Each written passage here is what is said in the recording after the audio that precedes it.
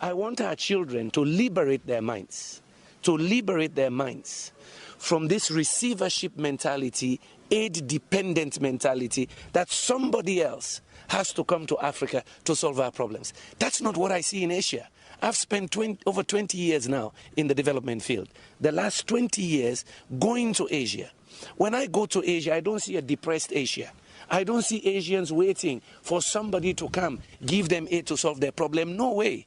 I see Asians thinking competitiveness, technology transfer, trade, and they're ready to be creative to compete. We are not the only ones who had conflict. Cambodia had conflict. Vietnam had conflict. In fact, in the 60s and mid-70s, they were referring to Cambodia, Vietnam, Laos, and others as basket cases. They recovered, they transformed, and today, yes, they're self-sufficient in food production. They're major industrial hubs for producing goods and services which are bought by rich OECD countries. What am I saying? None of us are destined to be poor. No nation is destined to have disease, disasters, and death only. It depends on the creativity and the determination of their people. And for us, the difference between us and many Asian countries is that God gave us everything. And you heard me talk about the Garden of Eden syndrome. Exactly. And that is not from me. That's from Ali Mazrui back in '81. Because God gave us everything. Every season something grows. And the minerals are everywhere. My country, they just discovered one of the largest pieces of diamond ever in the world. 706 carats. They just discovered it last week. God gave us everything. So somehow it seems our creativity died. Somehow it seems we are not as aggressive and ambitious as we're supposed to be. I want our children, since we may have failed them with all these isms you mentioned, yeah? I want our children to believe that they can be a Bill Gates. I want them to believe that with all this God-given wealth, oil and gas, bauxite, iron ore, titanium, you name it, that in fact they can capture this 21st century. They're good as anybody. If I can leave poor Sierra Leone, that has been ranked at the bottom of the heap for almost 3 decades, we're amongst the 5 poorest. Back in 2008, we were the poorest of the poor, the lowest human development index. If I can defy that and go to such a level globally, it means any kid can do it. And I don't want anybody making our kids depressed, less creative. That's why I chose that topic. And Ghana, in particular, is a good choice, because you have led the way in many things.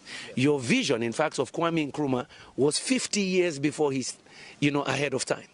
But Ghana is in a position today, with your newfound wealth of oil and gas and your strong agricultural base, to say, fine, we show the rest of Africa what it means to be successful. That is very interesting. Frankly speaking, you've just mentioned oil. I was going to ask a different question, but I'll just touch it briefly and then we go back. In 2010, you were here. And that was the time that we started, this whole prospecting for oil and getting oil. And listening to you yesterday, you said, whilst on your way back, you wrote an article. And you were virtually reflecting over this, Dutch disease, whether oil could be a curse or indeed it is a curse. From 2010, today you are here. What reflections do you have? Well, let me put it in context. I had the privilege then. Kofi Annan had invited me, Excellency Kofi Annan, Ted Turner, the billionaire founder of CNN, and I was here with Andrew Young, one of the civil rights liberators in America. And yes, we visited Takoradi and I could see the oil rigs. But then we visited Elmina Castle, that used to be almost the capital of slave trade. And what dawned on me as I was coming back on the plane, I started this article, Defying the Garden of Eden Syndrome, which was published around the world a few months later. 2 things struck me. I say, here I am in Elmina Castle, when Africans were exporting their young, between the age of 15 and 35, to the New World, to give them energy to transform, to industrialize. At that time, I say, now they discover oil and gas around the same location. You are in Elmina Castle, you can see the bay, right? I say, now we have oil and gas in Ghana. Will we do the same thing? Export oil and gas to light up the rest of the world and we remain in darkness? Yeah. Will we use oil and gas the same way we've done cocoa and coffee? You pick from the tree, Garden of Eden. You dry it and you export. You don't add value. I say now, can Ghana learn from other countries like Malaysia to say, fine, and both of you got independence the same time. Now we have oil and gas. We immediately take a decision that we Ghanaians will begin to make plastics from our oil and gas.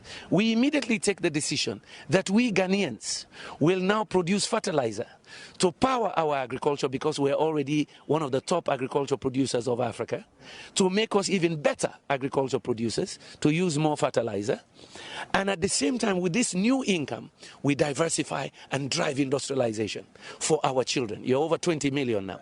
Yeah, that population, 26 million. I think by projections, you might be 35, 40 million in another 30 years, because we're having children like there's no tomorrow. You understand what I mean? That is what occurred to me. Can Ghana learn from the mistakes of Nigeria, but also learn from the successes of Malaysia? Yeah, to be able to transform now, to say, fine, God gave us oil and gas at the time that we are really now independent. There's no colonialism to blame. That we use this resource to propel our economy, and it is not unique. The Norwegians did it. The Malaysians, Petronas was a small player. Petronas, when they discovered gas in Malaysia, they didn't kill agriculture. They used the money to become #1 in oil palm. And some of that germplasm they got from Ghana. Yeah? They used oil and gas to drive what they call agriculture-led industrialization. From there, they moved into other sectors to industrialize, to push again IT development. Can Ghana learn from a country where, when they had independence around the same time, they have more than quadrupled their economy, but for most of the 3 decades of Ghana, from the 70s to about the late 90s, the economy was shrinking or less, or performing less. Meanwhile, Malaysia was growing in bounds. So you learn from the mistakes of Nigeria, but you learn from the successes of Malaysia and others. That's what prompted. Now you know we Monday.